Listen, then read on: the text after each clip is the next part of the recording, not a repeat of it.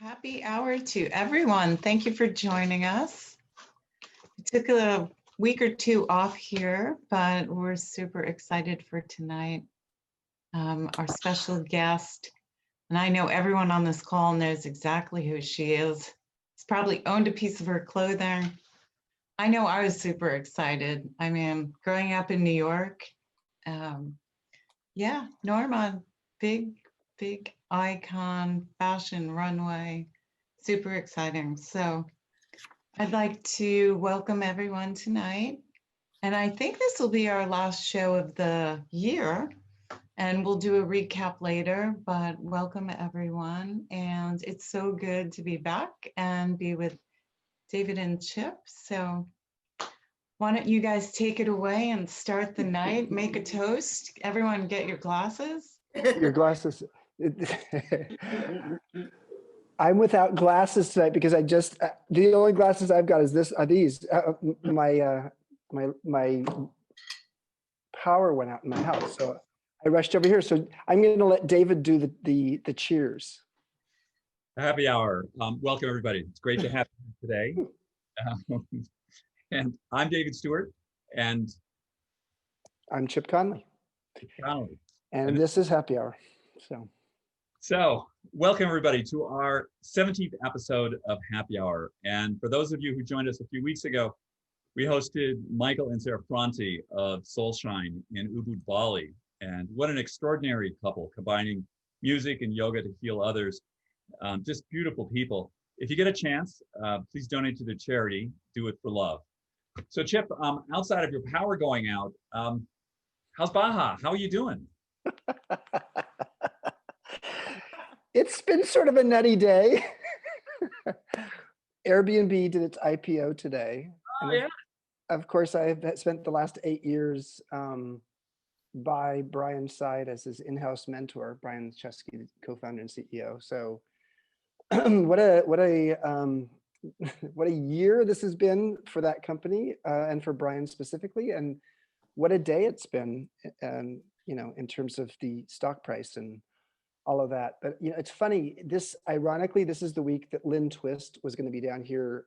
She's the author of the Soul of Money, and because of COVID, she had to cancel. So it's our week at MEA for our sabbatical sessions focused on the Soul of Money. And my blog post I had to write this today was about the book, The Soul of Money, for a book review tomorrow. And it was really a beautiful timing. It was beautiful timing to write about how is money a currency in your life? What is it you want your money, your relationship to money to reflect? How do you use your money to make a difference in the world? And for all these reasons, with an IPO, the same week as The Soul of Money, felt really good. So, David, how has your week been? Or the last couple weeks been? But I had a good day. I'm just so thrilled there's a vaccine, and I mean, we can make plans now. And I realized like how much that uncertainty had been like weighing on me, and like my housing situation is I'm basically homeless for the next 30 days until I take possession of this other place that we got. And living in this, like, I always thought of myself as being very sort of like happy-go-lucky, adaptable, but it's like enough. Like, I want to be able to make plans again. I want to be able to make airplane reservations. I want to make dinner reservations. So I'm like super happy that it seems like we're getting to the end of that. So it's a good day. It's interesting. You're in Park City, and Tony Hsieh, who's gotten a good longtime friend of mine, wrote the foreword for 2 of my books. He had decamped from Las Vegas and was starting to spend time there. And for those who don't know the story, Tony died a week or 2 ago, and there's been a lot of articles written about him in the last couple of weeks, and how challenged he was later in life. And I got to just say, back to that money question, in the United States, after about $75,000, there is actually, and it depends on what region of the country you're in. If you're in New York City or in Silicon Valley, it's a higher number, but there's absolutely zero correlation between happiness and how much money you earn above a certain level. And in the US overall, at 75,000, your mileage may vary in your community.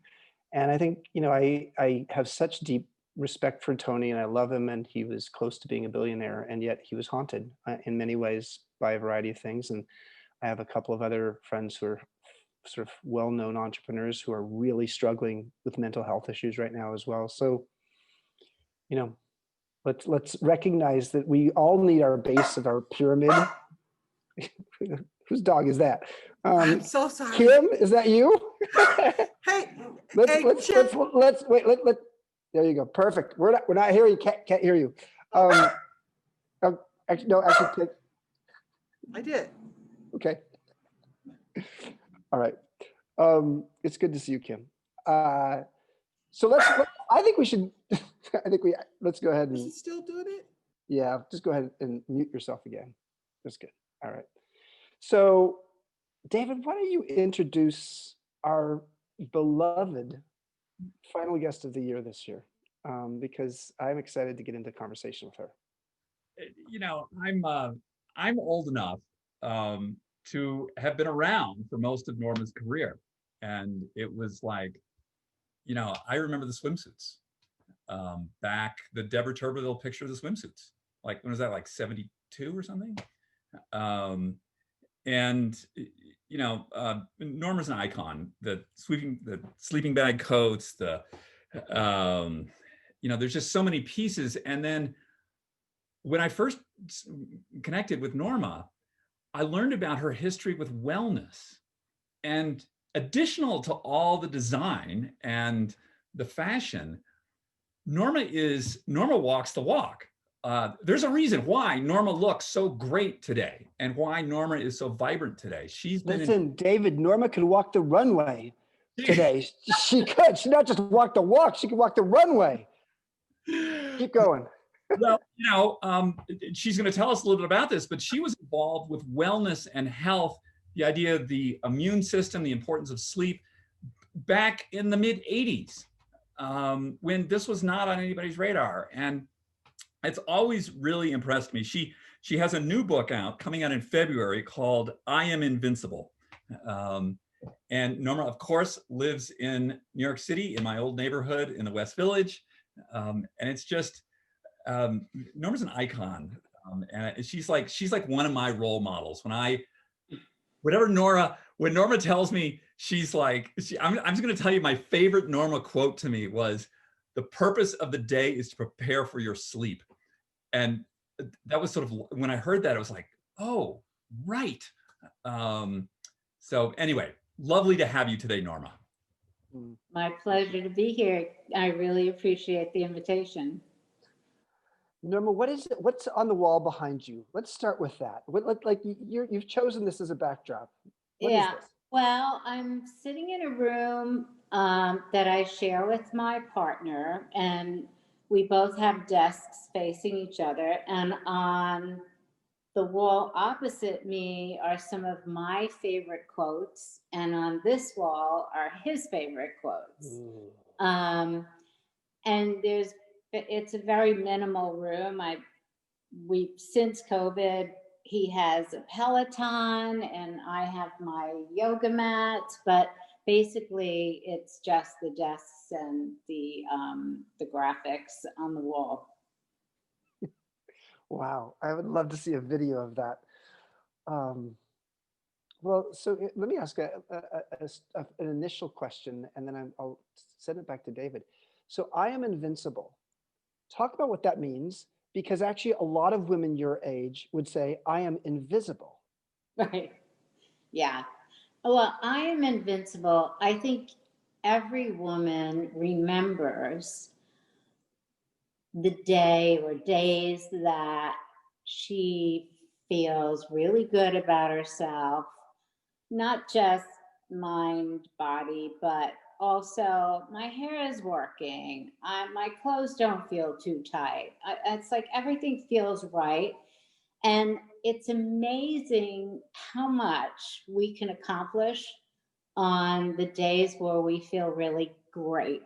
And the book also has my mantra that I say to myself on the cover. I actually have a picture. Hang on a sec.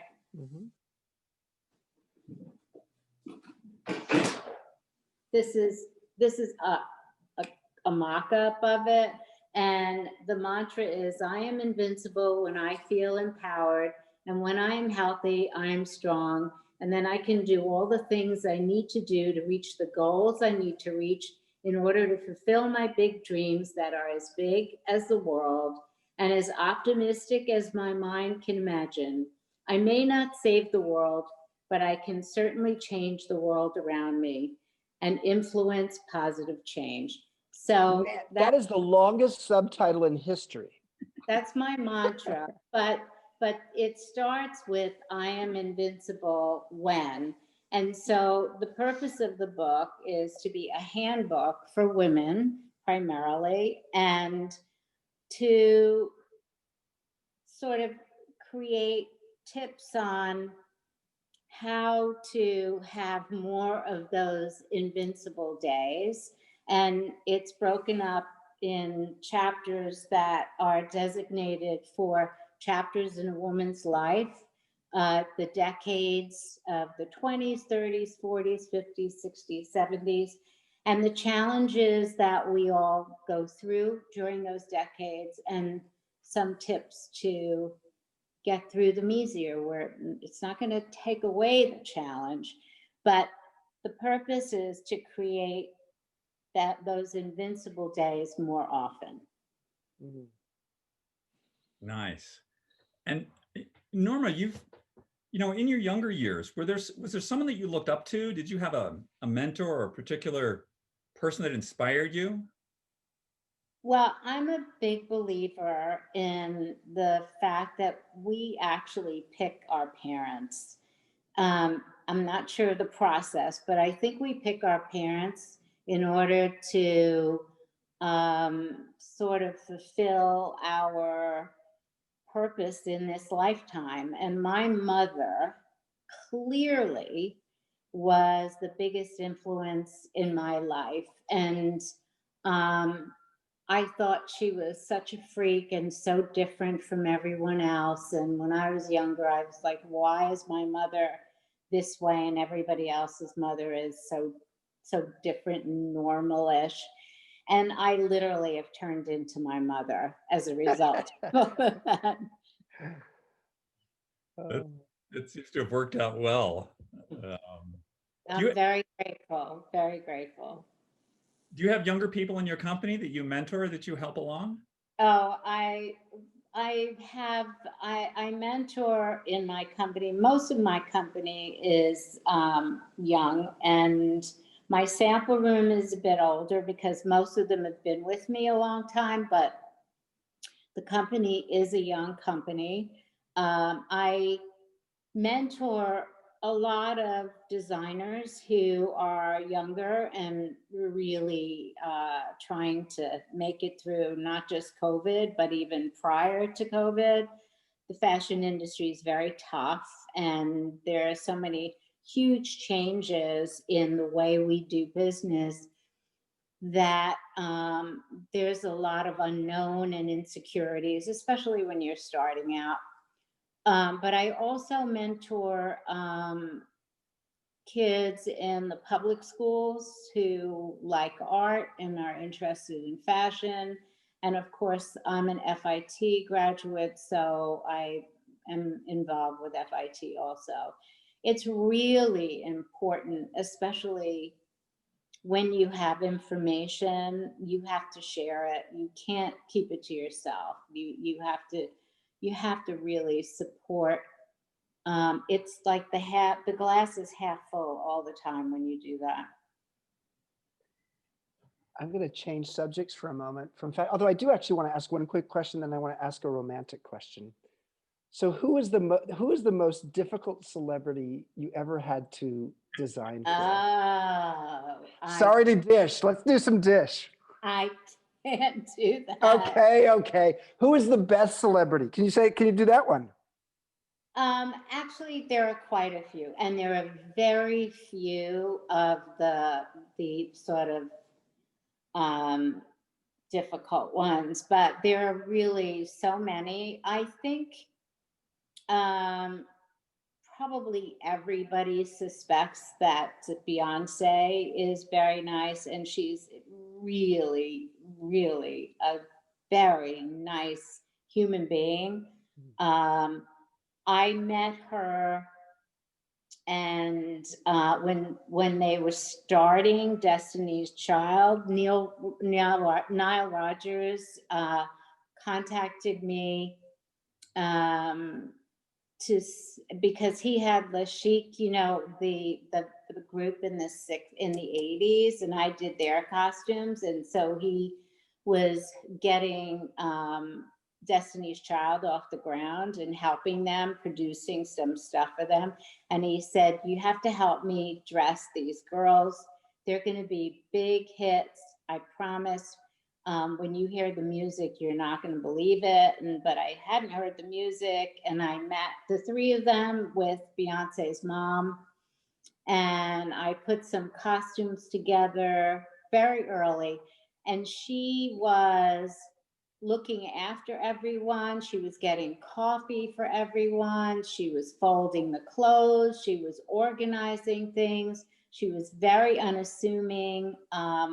I had no idea that she was going to be the star, because she looked like she was like the helper girl, not the star. And she is as humble and as unique a person as you would imagine, even today.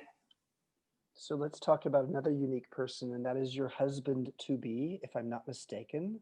Is that true? Yes. You are going to. So talk about finding love in your late 60s. Right. Soon to be married in your 70s. Yeah. Was this a shift in mindset that all of a sudden allowed this to come into your life? Or tell us about that, because there's a lot of women on this call who feel invisible in that way right now, and they'd like to hear your tips. So I knew that people had soulmates. I was married at 19 and divorced at 29, which, of course, as we all know, if you're in my age group, you had to get married. You never left the house unless you got married. So I did, but I never wanted to get married. I had no ambition to be married. I didn't want to have children. I just didn't feel that that was going to be for me, which was, of course, very controversial. So I pretended that I wanted to get married and have children whenever anybody would ask. And then after the divorce, I had really very long relationships, but I knew I wasn't going to marry any of them, and they still are friends of mine, and I think all of those experiences were really good for me. But I never thought I was going to be the person that had a soulmate. I just thought other people do. I'm good with it. I have really nice friends. I chose my friends. They're wonderful. And then an ex-boyfriend, Ian Schrager, said, I have a guy I want you to meet. And I was like, I thought it was for business, because I know him since 1976 and he never offered to introduce me to anybody. And lo and behold, he introduced me, and I didn't, this was a person that was nothing like anybody that I would expect to be with. And then I realized that I wasn't ready for that before. And that at 65, I was finally mature enough emotionally to have a relationship. a real relationship on that soul mate level. And we're together 10 years, shocking. And we realized how much we really cared about each other during COVID, because he travels a lot, I'm super busy, and the time together really gave us a great appreciation for the fact that we met each other. And so getting married at 75 is kind of interesting. And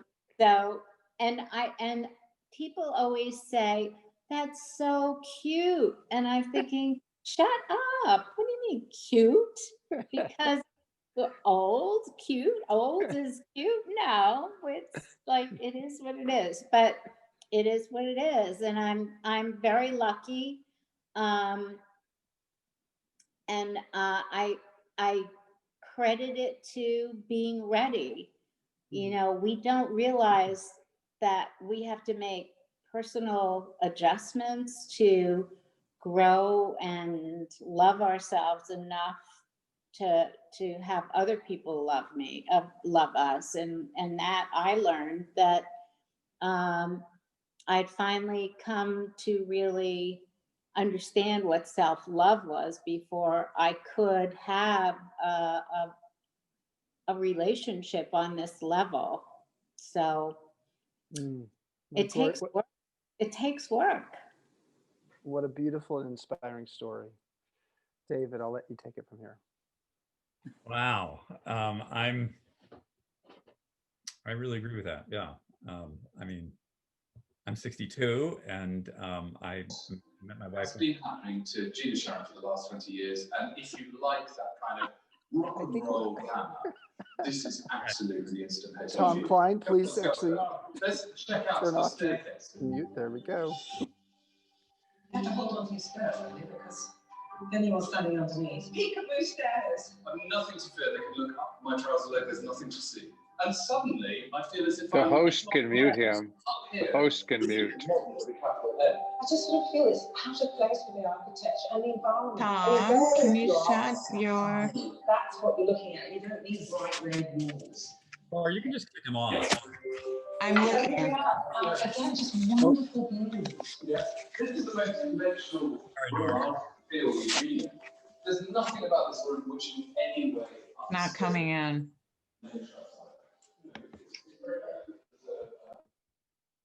Oh, there we go. Sorry about that. It was a really beautiful story, and I agree with you that we have to have some understanding of ourselves before we can be with someone else. Yes. But I want to ask you something much more trivial. Okay. Roles we take. Chip does the heavy stuff. I do the fluff. Okay. So Ian, studio, 70s. So when was the bathing suit? Was that late 60s, early 70s? Farrah Fawcett? No, the bathing suit, the cutouts. Which one? Most people refer to the Farrah Fawcett poster bathing suit from the 70s. Exactly. So that's what, 4 decades now? 5? Could be. 4 decades, yeah, for sure. So tell me, for you, what's it? Is it harder now than it was then? Was it harder back then? Was there a specific decade that stands out to you? I think there's sort of an evolution in all of our personal growth, and since I've been in business 53 years, I'm the sole owner of my company and have been the entire time, and except for the period with my ex-husband. And I think the first 13 years was, I would say those were the the struggle years of just hoping I can pay the rent and taking a step at a time. I think once I did the sweats collection, my brand became global and I started to make money for the first time ever. And my company expanded greatly over that period of time, which only means I was starving and penniless before, but then when I made money, my problems were bigger too, and my responsibilities were bigger too. But I had more recognition, and which offered more opportunity. Then in all of our lives, we have to think about being relevant and being in the moment. And so I was able to do that pretty easily. However, I insisted on leading a creative life, which most likely meant that I would be the sole owner of my company. And so I rejected and walked away from selling my company several times. And so when you do that, you're dealing with the economy, you're dealing with all kinds of things that are going on besides your world and your company, and changes. So staying relevant and staying clear about what's going on financially in the world, what's working successfully, and how to stay relevant is very challenging. But what is also happening as the years are going by is you're getting more and more experienced. You're so much wiser. You can anticipate preventing problems. You can anticipate how you solve a problem. So I'm so much smarter now than I ever was.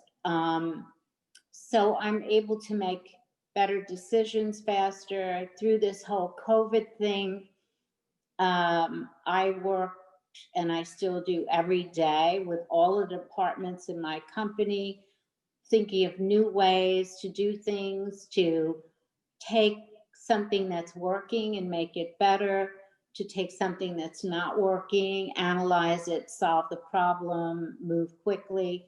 So my expertise is a great benefit to my company right now. I think that's so interesting that, fashion is thought of, there's always looking for the new talent, looking for the new people, the younger people. But that I interviewed Stephen Smith the other day, who's the sneaker designer. He does Yeezys now. Nike fired him when he was 45 because they thought he couldn't design anymore. And I find it so interesting that the talent and the quality in the fashion business, it's really, there are a lot of like great younger people, but there's so much more at the other end. I think of you, Armani, Ralph, Calvin, that body of knowledge. There's something to sustainability, and sustainability is very important right now in our world, in the companies that are key to productivity in our world, but also in our lives. And being sustainable, I think about the sleeping bag coat, and that I designed it such a long time ago, and I've been selling it every year, every winter, the same pattern, in different colors, fabrics, and that's sustainability, right? So in a way, I think we can interpret the fact that some people are sustainable too, and that there's a timeless quality about things and certain people as well. So, and I think if we start to look at it that way, then the whole concept of aging gets reframed, and the value for knowledge and experience is respected. I love that. There's so much talk in the fashion business these days about upcycling and recycling and a circular economy. And what you're talking about is you're moving it into the knowledge realm, the upcycling of knowledge. I think that's really lovely.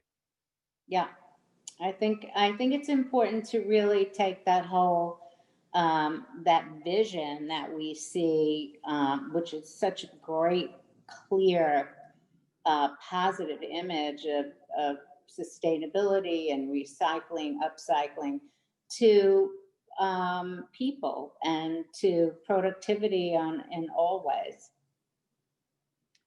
We may have lost Chip. I'm not sure. I'm here, I- but I just There you unmuted. There I am. Norma, we have a lot of great questions coming in, so I'm going to ask one last question before we have Laura ask some of the questions from our audience. So what are you working on now? So in your mid-70s, what are the things that make you most passionate today, both in your business, but also in your broader influence in the world? I think the book is an important part of my purpose, and by sharing my experience with a 20-year-old who I remember when I turned 20, I think I told you guys this, when I turned 20, my mother said to me, "Happy birthday, Norma, it's all downhill from here." And Yes. I was like, I started crying because I really believed that when you're not a teenager anymore, you start to get old. And I didn't want to get old. And I was devastated by that comment. And after being around women for so long and being around a lot of young people, I realized they feel the same way I felt, that from teen to 20s, all of a sudden, you're going to get old. And so the book starts really with the 20s and what happens during that period of time. And I think by providing that information, I help sort of comfort people who have fears, women who have fears. I give them some information that I wish I would have had when I was 20. And I think I help them realize that they're not alone, that every woman is going through that. We have different timelines. Obviously, mine was 65 to meet my soulmate, and other people meet them at different ages, but we're not all meant to meet the person we're supposed to be with the rest of our lives at 27. I mean, that's insane. So what I do in the book is try to lay all of that out and say, you have your own schedule, and these are the things you're going to face. Now, do it from power. You age with power. Do it from power, and the power lies with you. And starting with simple things like sleep, diet, exercise, that gives you that sense of self. That's so important for our egos. But I think also then giving that information is a tremendous help. So the book for me is very important, and trying to talk about it and get it out to as many women as possible, so that I feel like I'm taking the information I have and sharing it. And then I'm constantly working on lots of different projects. COVID is an important factor in how we do things now. And I think my I'm doing a furniture line.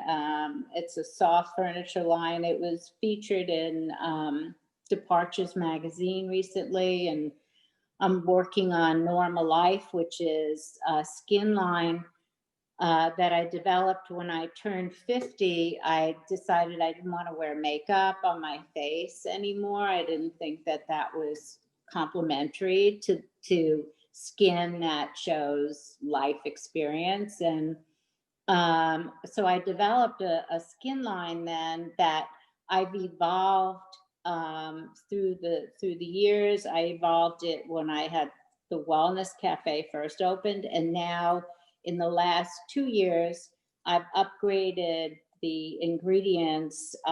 They're amazing and beautiful. They're timeless ingredients that work, and I'm very proud of it. And I'm adding more products to NORMALIFE. And I'm hoping COVID ends so I can spend more time with students who I'm so upset that they're not in school. I'm really concerned about that, but it's not in my world to do anything about it, but we'll have to make up some time. Beautiful. Laura, take it away. I know, I would imagine too, students at like an FIT, how do you do online school? How do you accomplish that? Okay, so a couple of questions have come through, Norma. We have one from Jeff. Do you see our inner vitality, energy, and balance as relevant to happiness and success? And if so, how do you recommend promoting vitality and balance to have a great day or a great life? Many great days. So much of it comes from here, right? It starts here. It's like a switch you turn on and you decide what you want. You decide and design in your mind the life you want to have. So for me, I decided, for one, that I wanted a creative life, but I decided that I wanted to live to 120. And of course, my genetic whatever plan may alter that. But because I decided that, it meant I would have to live my life in a certain way to achieve that. So by having that as my goal, I'm careful about what I eat. I work out every day. I do everything I can for a good night's sleep.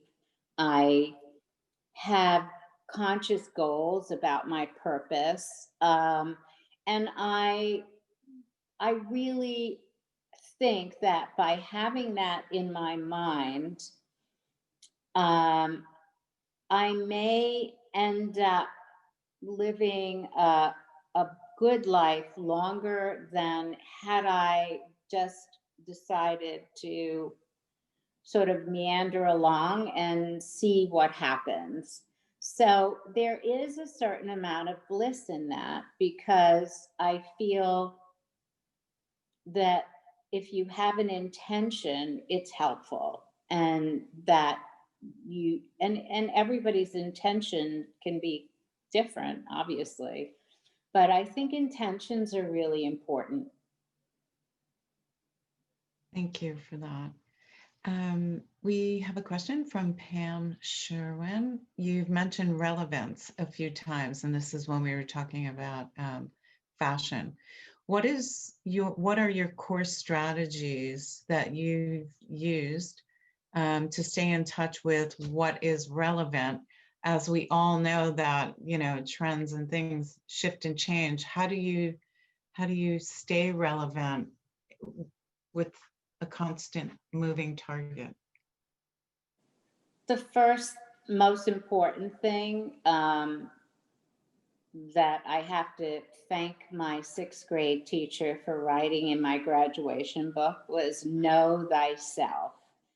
And if you really take that seriously, which I did, I really appreciated that. And I tried to really think deeply about what that meant. I realized that my work had to be authentic. It had to be me, and copying or following a trend or sort of trying to be somebody you're not, I understood right away that that would not work for me. And so no matter what the trend was, I did me. I did what I felt would be right for the moment. And the influence that I used was, number one, being a woman and what I felt was right for women at the time. Number two, being surrounded by women to confirm that this was something that's going on. Just right now, an example is, how many of you have been wearing shoes? All I know is that I haven't been. I've been wearing slides, I've been wearing sneakers, I've been wearing molded shoes, but real shoes with heels on them, I visit them in my closet, but I haven't put them on. And that's sort of a common thread. I think most women will agree. They haven't had heels on, and we're not exactly sad about it either. So knowing that as a woman and noticing that other women feel the same, that would influence the clothes that I'm designing and the attitude of the clothes and how women want to feel right now. So that's an example of how I get my influence, right? I have a life experience that's very similar to other women's, and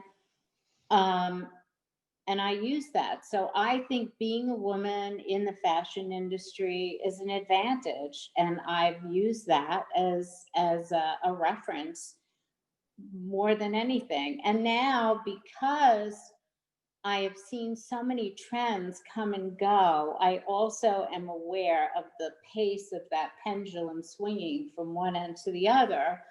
And I can anticipate a lot of things. And I know a bit more than somebody knew on what was before and what was really great and what is now, and is it as great, and is it surpassing the greatness of what was before. So I have a barometer of how things need to progress to be new and hot and exciting. So I love my work now as much as I ever did, and sometimes even more, because of my experience. Thank you for that. So we talked about sustainability earlier, and we have a question, someone asking, are you looking at product in sustainable ways to create fashion as well?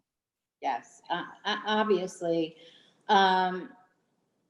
wherever I can with fabrics, I'm sourcing more and more fabrics. I'm also trying to source more and more domestic fabrics so I can feed my domestic factories. I think China should be and is an issue for us, and it's going to be something that the fashion industry is going to have to contend with. So we need backup, and we need to think about sustainability in this country.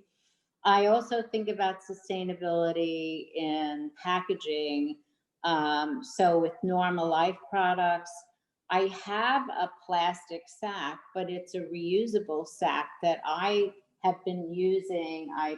When I travel, I put my underwear in there, I put my leggings in there, and it's really has purpose. I do not have any tissue or peanuts or bubble or any of that in the packing. I just have the box and that sack. So and I'm thinking about even more things that, for instance, those shipping boxes now, it's not totally perfected yet, but I'm working with a company that puts seedlings in the boxes so that when they're dumped, they can grow and be productive. So there's a lot of very innovative, creative approaches to sustainability right now.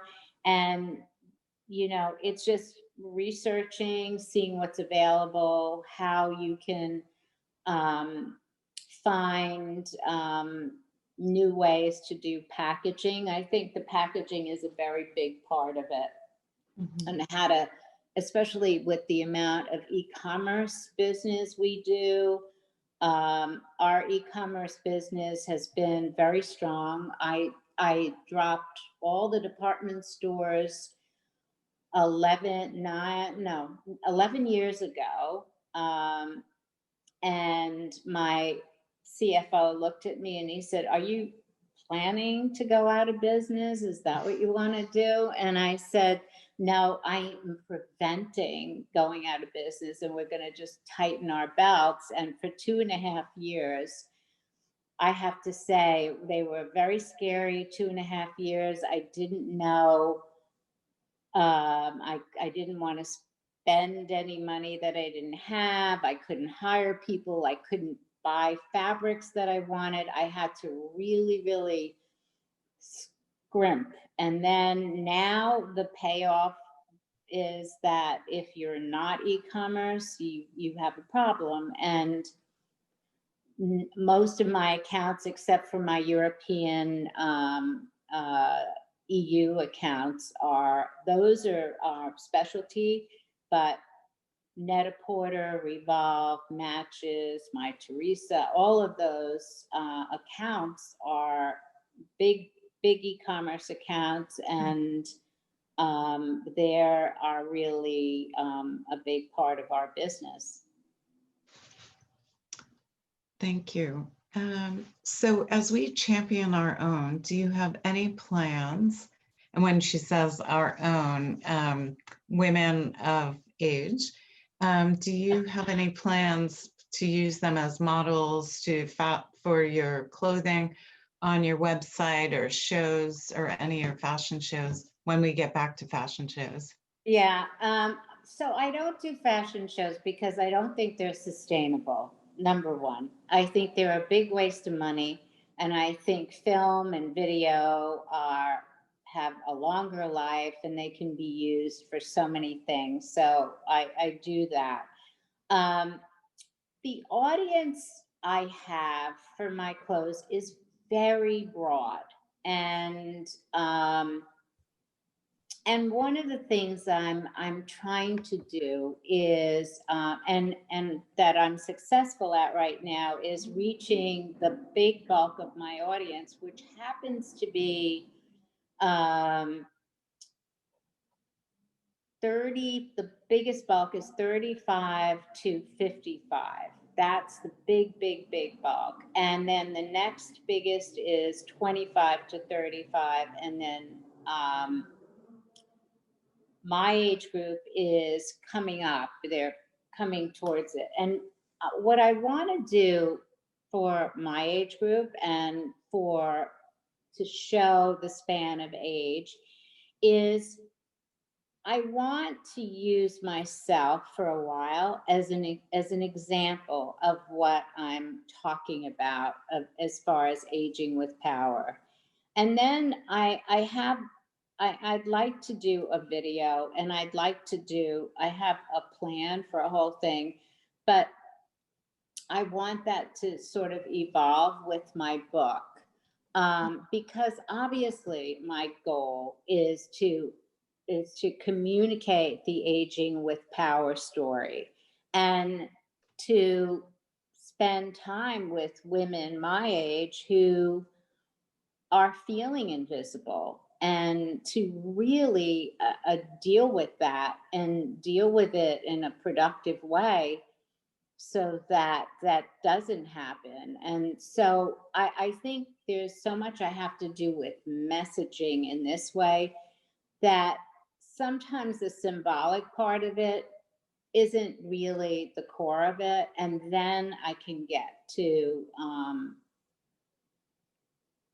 tell the story more, not just to do the runway version of it. That's sort of like the gimmicky thing, but to tell the story, and yes, to show women of all ages in my clothes. Part of not being invisible is to say, to feel good about yourself, to wear clothes that you may not think are appropriate for your age. Like that just drives me crazy, that line. Oh, it's not appropriate for my age. Well, but is it appropriate for you? Do you love it? And do you love it and say, well, that's for somebody else? No, if you love it, it's for you.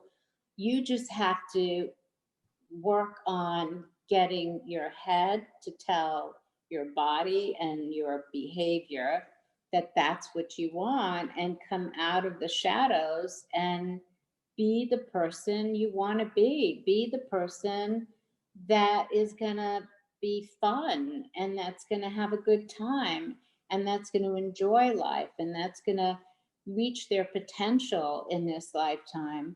Why not be that person? And that's really, I'm so committed to having that conversation, and then having conversations with women who are coming out of the shadows, and they can be wearing my clothes, they don't have to be, but that's really the biggest focus for me. And so that's why this is my first step. The book is my first step. And then to reach as many women as possible in each age group and deal with each of the challenges of those age groups. But I think that baby boomers are a blessed generation. I know the generations really well because I work with them all, but we were blessed with an experience of thinking that all you need is love, having that Beatles song playing in our heads, all you need is love, and that we approached life for so many years believing that peace and love and being committed to joining together and taking care of each other was sort of the message of our generation. That message is so needed right now, and we need to have a bigger voice about it. We need to talk about it more. We need to take care of each other. We need to love each other in the way we did at during that Beatles song. We were very open and very much in the feeling that we just wanted to hug each other, and we did, and we were very communal and caring, and we did not have technology as the substitute friend. We had each other, and so we don't want to go back in time, but we need to bring the best of our history, which was really great. And that period of time was very special and very revolutionary. And carrying some of that forward and sharing that with our family and younger friends is a big responsibility of ours. And I think having conversations about that period and that time would be very helpful. Yeah, I often see that as this generation's responsibility to educate the younger generation on those aspects that we were raised with. So the book is coming early February. Book tour, book launch. What are your plans? What's going on? Well, I mean, it's COVID, so it's a little different than a normal book launch, but I think talking with as many people as possible and to create the conversation about aging with power. I think I think that's important. I think the conversations right now are in the Zoom world, but I will continue in other mediums, obviously podcasts and TV and some other platforms to continue the conversation and hope that other people start thinking about age in a different way, and that there's so many taboos and politically correct things that we are responsible for now in our lives, but it's still okay to talk about age or age people out of a job or age people out of a marriage or talk about anti-aging creams and anti-wrinkle this and anti-age. And it's just such a negative, everything about it is negative. And I really want to try to switch the conversation to the power of age and the power of having experience. I mean, I gotta say, there's no way I'd want to be 20 or 30. I mean, who needs that? Who needs that? Who needs hormones running your life? I am so happy to say I don't give a crap about a lot of stuff that I used to give a lot of crap about. And so why would I want to switch that? I think my happiest day was when my hormones stopped running how I felt every day. So you know what I'm talking about, and you don't give a shit about anything right now, quite frankly. The small stuff means nothing. So and how great is that? So I think we have a lot to look at and be grateful for. Yeah, super optimistic. I've enjoyed this so much, and it's such an honor to meet you too, having grown up in New York, that whole fashion scene. And gosh, I worked at Neiman Marcus and couldn't wait to buy my first Norma Kamali. So thank you. Thank you. I'm happy to hear that. Norma, thank you. You're what a great way to end our hour on the subject of aging and the power of aging. You have, Laura will put in the chat the charity that you wanted to have people donate to if they're open to giving something, and that's the Restaurant Emergency Fund, the Restaurant Worker Emergency Fund. Yeah, I mean, I'm sure you guys are aware of this too, but in New York, the restaurants in New York are so much a part of our city. I'm a born and raised in New York girl, New York hospital, the whole thing. And when the city isn't in a good way, I am very affected emotionally by it. And to see the summer work so well with all of the outdoor eating and every restaurant was packed outside, and now we have the heaters outside and it's going to be a little bit more difficult, and there's talk about shutting down the restaurants, and it is just going to devastate an incredible amount of people. It already has. So this is a way to help them. And in our Zoom calls, the people in my company are so grateful to have their jobs. So we've decided we're going to put together something for the fund too. but I think supporting restaurants and supporting small businesses right now is, I've been a small business for so long, especially in my early years, and it is the hardest thing in the world to be your own boss. It's an important thing for a lot of people, but right now, if we don't get some help soon, we're going to have a lot of people in a very bad way. And so it's very sad. And I'm sure you guys are aware of that too, and are thinking about the same thing. Thank you. Thank you So- very much. David. Absolutely. Thank you, Norma. Yeah, we had Danny Meyer on 2 weeks ago. So Yeah. So, yes, I'm sure he was vocal.